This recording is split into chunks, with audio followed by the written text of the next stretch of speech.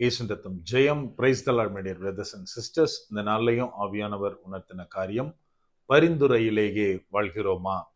ஆவியானவர் உணர்த்தின வசனம் யாத்ராகமத்தின் புஸ்தகம் அதிகாரம் 32 வசனம் 33. அப்பொழுது கர்த்தர் மோசேயை நோக்கி, எனக்கு விரோதமாய் பாவம் செய்தவன் எவனோ அவன் பேரை என் புஸ்தகத்திலிருந்து கிறுக்கி போடுவேன். And the Lord said unto Moses, whosoever hath sinned against me, him will I blot out of my book. Exodus chapter 32 verse 33. என கண்மானவர்களே, இந்த இடத்துல என்ன வாசிக்கிறோம் அப்படின்னா, தேவனாகிய கர்த்தர் மோசேயை பார்த்து சொல்றாரு, எனக்கு விரோதமாக எவன் பாவம் செய்தானோ அவனுடைய பெயரை என்னுடைய புஸ்தகத்திலிருந்து, ஜீவ புஸ்தகத்திலிருந்து கிறுக்கி போடுவேன் அப்படின்னு இந்த இடத்துல நம்ம வாசிக்கிறோம். நாம் இன்றைக்கு கிறிஸ்தவர்களாக வாழ்கிறோம், ஆனால் பரிந்துரையிலேயே வாழ்கிறோமா? நம்ம கொஞ்சம் யோசித்து பார்க்கணும். அதாவது இன்னைக்கு எந்த இடத்தை பார்த்தாலும், அது ஸ்கூலா இருந்தாலும் சரி, காலேஜா இருந்தாலும் சரி, ஈவன் ஜாபா இருந்தாலும் சரி, ரெக்கமெண்டேஷன்ல தான் பல பேருடைய வாழ்க்கை ஓடிட்டு இருக்கு. உதாரணத்துக்கு ஒரு ஜாப்ல சேர்றதுக்கு நம்ம ரெக்கமெண்டேஷன் லெட்டரோட போறோம், ஒருத்தரோட சிபாரிசுல நம்ம போறோம் அப்படின்னா அது இன்டர்வியூ ப்ராசஸ்ல சம் ஏரியாஸ் வரைக்கும் ஹெல்ப் பண்ணும். அதுக்கப்புறம் இன்டர்வியூல பெர்ஃபார்ம் பண்ண வேண்டியது நாம தான். இன்னும் கொஞ்சம் டீப்பரா போய் பார்த்தா சில பேர் நினைக்கலாம், சில பேருடைய ரெக்கமெண்டேஷன்னால ஈவன் இன்டர்வியூவே இல்லாம அவங்களுக்கு வேலை கிடைச்சிரும். ஆனா ஒரு காரியம் புரிஞ்சுக்கணும், அந்த சிபாரிசு, அந்த ரெக்கமெண்டேஷன் எது வரைக்கும் அப்படின்னா ஜாயினிங் டேட் வரைக்கும் தான். எப்போ ஜாயின் பண்ணியாச்சோ அதுக்கப்புறம் யாரு ஜாயின் பண்ணாங்களோ அவங்க ஒர்க் பண்ணாதான் அவங்களுக்கு அங்க சர்வை பண்ண முடியும்.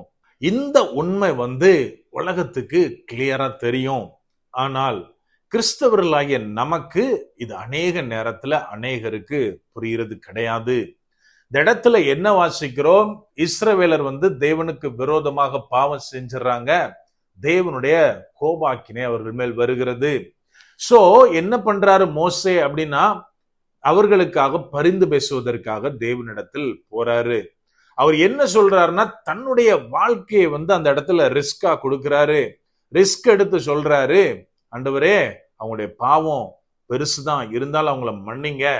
ஒருவேளை மன்னிக்காம போனீங்கன்னா என்னுடைய பேரை ஜீவ புஸ்தகத்துல இருந்து கிறுக்கி போடுங்க அப்படின்னு ஒரு பெரிய ஒரு ரெக்கமெண்டேஷனை இஸ்ரவேல் ஜனங்களுக்காக மோசே பண்ணுகிறார். அப்பந்தான் தேவன் மோசேக்கு என்ன பதில் கொடுக்கிறார் அப்படின்னா, எனக்கு எதிரா யாரு பாவம் செஞ்சாங்களோ அந்த பர்சனுடைய பேரை புஸ்தகத்துல இருந்து கிறுக்கி போட்டுருவேன், எடுத்துருவேன் அப்படின்னு நம்ம வாசித்த இந்த வசனத்தை தேவன் சொல்றாரு. இது எப்படி இருக்கு அப்படின்னா, ஆபரேஷன் சக்சஸ் ஆனா பேஷண்ட் டைடு, அந்த மாதிரியான ஒரு காரியம் தான் இங்க நடக்குது. அதுக்கு பிற்பாடு பார்க்கிறோம், இஸ்ரவேல் ஜனங்களை மோசே மூலமாக தேவன் நடத்திட்டு தான் போறாரு, அற்புதங்கள் செய்றாரு, பல அதிசயங்களை இஸ்ரவேலரை காண செய்கிறார். ஆனா இந்த இடத்துல என்ன சொல்லிட்டாரு? எந்த ரெக்கமெண்டேஷனும் வேலை செய்யாது, அவங்க பேர் ஜீவ புஸ்தகத்திலிருந்து கிறுக்கி போடப்படும் அப்படின்னு. என கண்மானவர்களே, இன்னைக்கு நம்மள அநேகர் இந்த ரெக்கமெண்டேஷன்ல தான் பொழைப்பு போயிட்டு இருக்கு.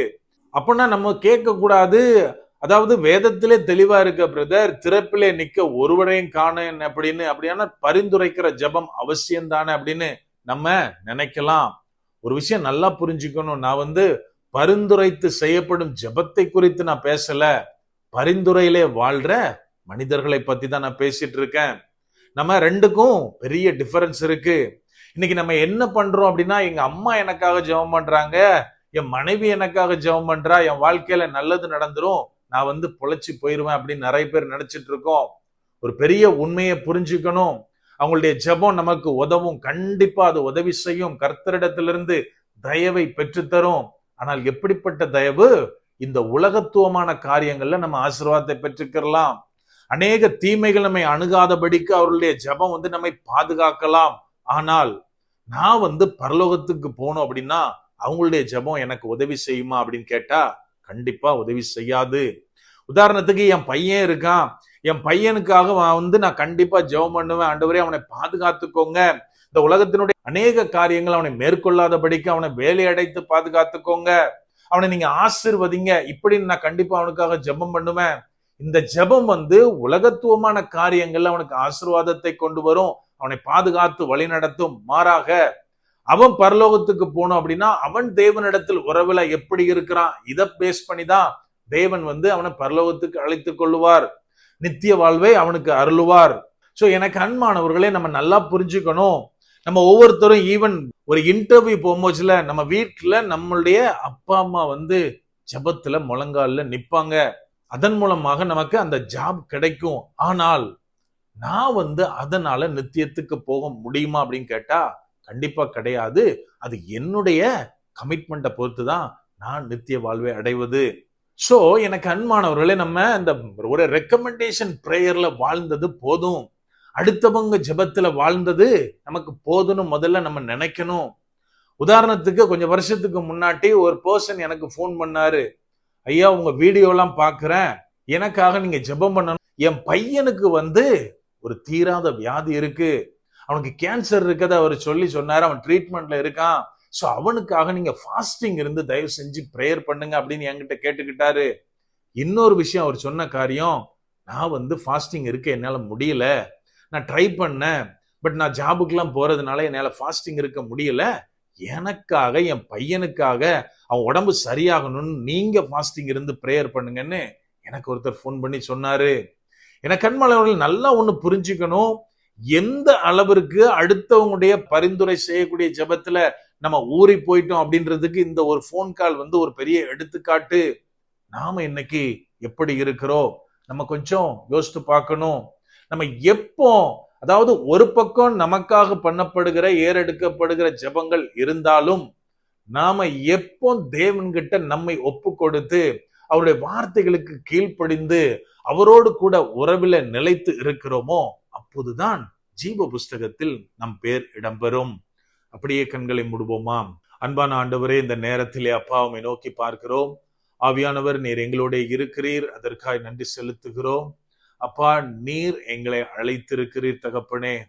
அப்பா, இன்னைக்கு நிறைய நேரத்துல நாங்க ஜெபம் பண்றதை தட்டி கழிச்சிடுறோம். அப்பா, அநேக நேரத்துல இந்த உலகத்துவமான காரியங்களுக்கு நாங்க இம்பார்ட்டன்ஸ் கொடுத்து உம்மோடு கூட இருக்கிற உறவை நாங்க மறந்துடுறோம் தகப்பனே. நிறைய நாள் நாங்க ஜெபம் பண்றதுக்கு டைம் இல்லைன்ற அந்த காரணத்தை சொல்றோம். ஆவியானவரே, நீர் எங்களை மன்னிங்க. அப்பா, ஜெபமானது எங்களுடைய வாழ்க்கையின் ஒரு பகுதியாக மாறுபடி ஜெபிக்கிறோம் தகப்பனே. ஆவியானவரே, நீர் எங்களுக்கு உதவி செய்யுங்க. மற்றவர்களுக்காக ஜெபிக்கிறதுக்கு எங்களுக்கு நீங்க உதவி செய்யுங்கப்பா, கற்றுத்தாங்கப்பா. ஆவியானவரே, முற்றிலுமா எங்களை தாழ்த்தி ஒப்பு கொடுக்கிறோம், பலப்படுத்தி ஆசீர்வதிங்க. மீட்பர் இயேசுவின் மூலம் ஜெபிக்கிறோம். ஜெபம் கேளும் எங்கள் நல்ல பிதாவே. ஆமென். God bless.